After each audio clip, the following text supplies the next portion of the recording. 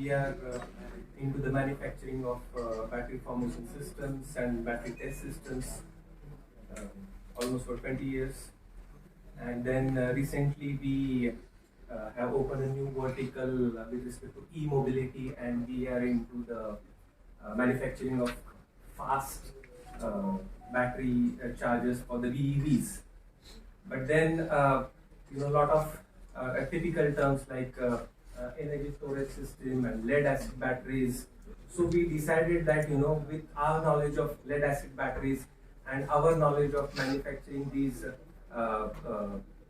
fast DC chargers, can we combine something together and can we commercialize a product with lead acid battery and with battery energy storage system. So we have been hearing the terms, but here we actually decided to go into this practically and do this experimentation. So my presentation is about, how what was our concept, and then what was our target and how we did it. So it's a small journey, and my presentation is about that.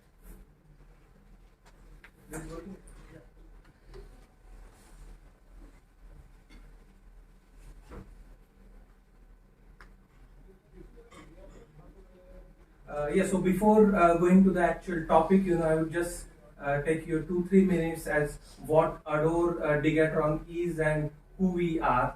So basically, Adore Digatron is a part of Digatron Systems Germany. So we have our headquarters in Germany, Aachen. We have also branches in Italy, USA, and we are here in India. We are catering to the Indian subcontinent and the Southeast Asia. So we are all into all these different products for the battery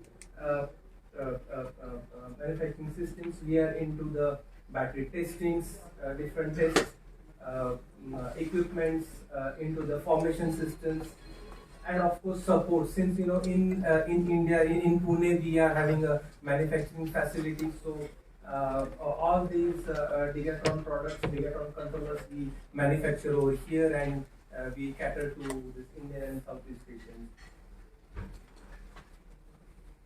These are the typical products, new generation products, which we are offering to the industries. These are all SiC MOSFET, and with huge energy and the small and the compact size. So these are the new generation kind of equipment which we are manufacturing now. So these are the lead acid battery tests, as well as we can use it for the lithium ion batteries for higher. Fantastic work.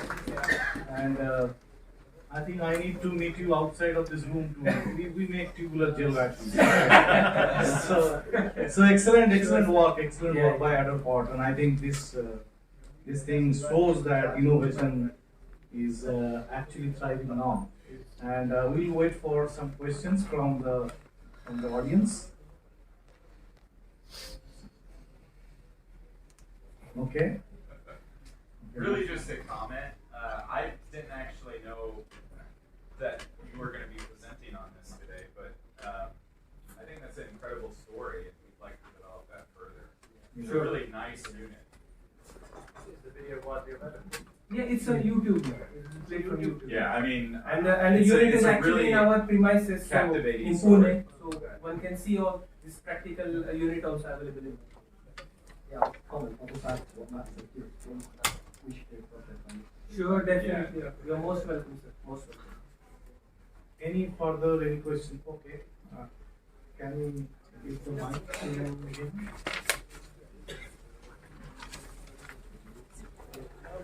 Thanks, sir. I am Amren from Haryana. This is very encouraging regarding fast charging for this lead acid battery. So could you tell us something what is being done or what you have done for the fast charging of the lead acid batteries? Fast charging, in the sense, we have put a normal CCCV charger inside this van only. Once you charge 1 or 2 vehicles, probably again these lead acid batteries needs to be charged. So we need some kind of a 3-phase grid supply. The mobile van is supposed to go to some station where the grid supply is available and plug in, and the charge is available there. It will charge the batteries with a CCCV curve suitable for the lead acid batteries. Okay, I think another question there. So, I think you should introduce yourself and then it is easier. Myself Saurav, I'm part of Luminous right now. So my question is, this lithium-ion battery pack for the Tiger EV, whatever. What is the charging rate at which you have charged the battery from the 65H VRLA battery?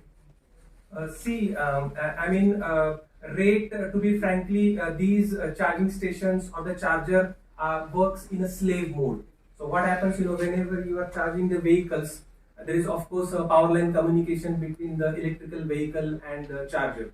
And then depending on the depth of discharge of the lithium ion battery, it speaks up or it talks to the charger that I want this much of kWh in terms of current value. So it gives a signal that I want this much of current or that much of current. So as far as this unit was concerned, the DC-DC converter which we put inside over here, that was capable of 25 kWh. So we could deliver up to 25 kWh. The maximum voltage of all these Tata batteries are, when it goes towards 100% SOC is close to 370, 375 volt DC. So that's why we chose 33 numbers of batteries, so that we can charge full up to 370, 380 volts. And these batteries at peak or the lesser SOC takes somewhere around close to 60, 65 amperes. So that much of kWh we could deliver with the DC-DC converter we used, which was connected to these lead acid batteries. Okay, so another question. Yeah. When you had started the charging of the lithium-ion battery pack, assuming that it was at a 50% state of charge, from there to 95% state of charge, what was the runtime taken for the van to charge from the VRLA? Yeah. So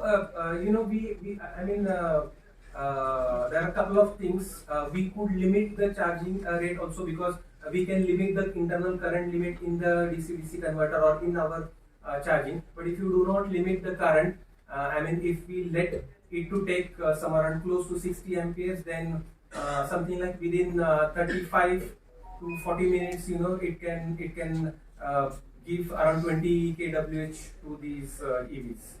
Right, but at the same time, if you draw 60 amps of current from the 65H battery van, then it will not be able to deliver 26 kilowatt hour, right?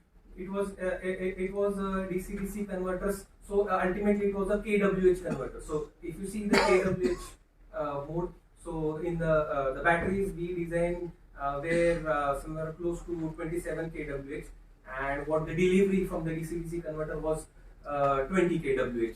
And that then practically, while doing all these experiments, we limited it to some 40 amperes, so that the target was give 9 kWh to this Nexon, and so that enable is to go to almost 70-75 kilometers ahead, and then go to any service station or charging station and get charged. Thank you very much. Okay, I think he needs a big round of applause. It's a very excellent presentation. Thank you very much. And, it was an excellent portion of the program, which I am lucky and honored to be part with. Thank you, Carl. Thank you, Stuart, and thank you, Prashant. And, Thank you, sir. Thank you. And we need energy now.